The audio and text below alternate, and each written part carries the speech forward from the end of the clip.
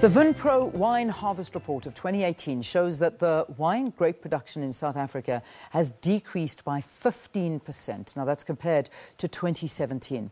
Basically, what this means is that 170 million litres less wine has been produced than in 2017. According to the report, the challenge the wine industry will face this year is a combination of lower production and a shortage of stock levels to service both the local and export markets. Joining us now from our Sea Point studio, let's talk to Pieter van Niekerk. He's an agricultural economist from Vinpro, which of course is an industry body. Pieter, thank you very, very much for joining us and welcome to Morning Live. Likewise, thanks so much, Leanne. So, I mean, Pieter, obviously we look at the wine industry in South Africa and this is one of our gem industries. What's happening? What is behind this 15% drop? Leanne, I think firstly it's to put context towards it. You know, it's not just the local market where we see shortages. Internationally, for the first time in probably the last 100 years, we can see that the world international stock levels are at the lowest. And this obviously creates quite a great opportunity for the South African wine industry, not just in the local market, but international as well, as we know that prices go up in times when there's a shortage. And I think it's in dire need for our local producers. We have analyzed their profitability for the last 15 years, and we can see that they're not on sustainable income levels. But yes, from a consumer side, I think a lot of our friends up in the north, they should stock up on the wine. We're expecting prices to climb a bit. Although, yes, the spirits and alcohol market is very competitive. So on the consumer side, there may be a bit of resistance towards much higher prices. Yeah. So I'm looking at the report and it says that South African wine industry sold 447 million of litres of wine in the local market, exported 448 million litres in 2017. What does your report say about the amount of wine that was sold locally and exported now in 2018? How are we faring?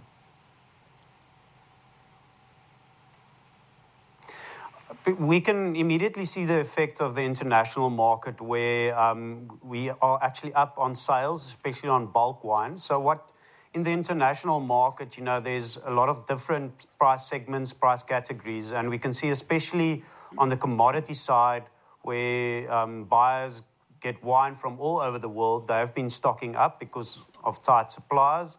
So we've seen a lot of movement in that market, but in the local market as well. You know, we've grown our local market with close to 100 million litres in the last 5 years, which is very important for us because that becomes our largest single market.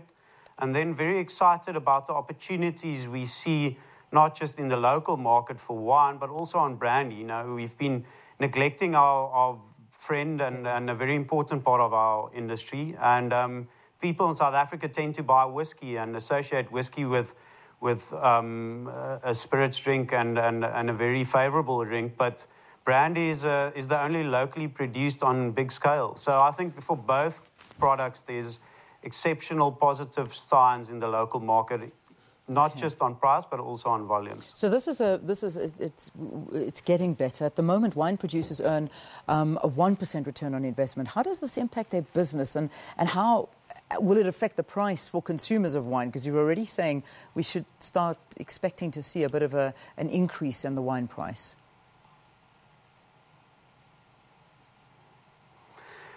I think because of the wine market being very competitive compared to other agricultural commodities, we really see that, yes, there's firstly consumer resistance against very just price increases. And the fact that if you don't have the volume to supply your demand, you can lose that shelf space in a supermarket, that listing in a restaurant. So, you know, it's a bit of a catch-22. So we see very dynamic businesses now buying in from their neighbour's farm just to supply their market to maintain their position. So, yes, on the one side, very positive, but it can be risky. It is difficult because if you decrease to a certain volume, it's definitely not going to be very positive for future negotiations and future supply. Yeah, which is a little bit of a worry. I mean, a shortage of wine for export markets will have a major impact on the economy at large. So what is the solution to something like this? Well, I think, for the first time, it's more of a seller's market for our exporters, which is positive. At least we can negotiate better terms. Because I think for the listeners out there, it's actually very sad to see that internationally on some categories, South Africa's on the cheaper side, and we totally overproduce on our price points. So I think, firstly, we may have an opportunity to increase prices, negotiate better terms, and possibly change the perception of the international consumer that South Africa is not just cheap and cheerful, that we make great quality wines. We are very renowned for certain styles, but also we have a fantastic diversity.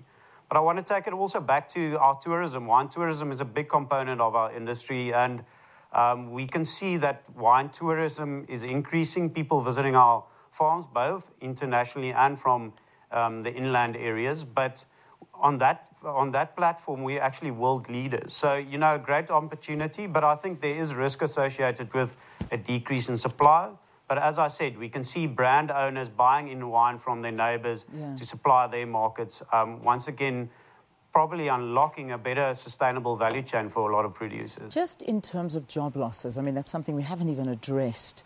When you're seeing this drop, surely this comes along with some job losses, and that's also going to have a big effect. For sure. I think especially in the Western Cape, if you look at the wine industry, we employ close to 300,000 people. And as all the viewers know, in the Western Cape, the agricultural sector, and especially the export sector, is a very important job creator. And due to the fact it's not only in the wine production that we see a decrease, on the fruit side as well. So the component of seasonal labor utilized during the harvest period in the summer months, and now even for citrus going into the winter months, we are definitely expecting. It's difficult to estimate the fact of how the exact amount of that. But really, in some towns, you can see there is a decrease in jobs. You can see a lot more people on the streets where on a normal harvest, you don't have that problem. But due to the fact, I think most producers kept their labor structure, the permanent structure intact. But unfortunately, on seasonal labor, we can see a decrease. All right, Pieter, thank you very much for talking to us. Pieter van Niekerk is an agricultural economist from Vinpro. That's a wine industry body who's speaking to us about the shortage of wine for grapes in 2018. So that's something to watch on as well.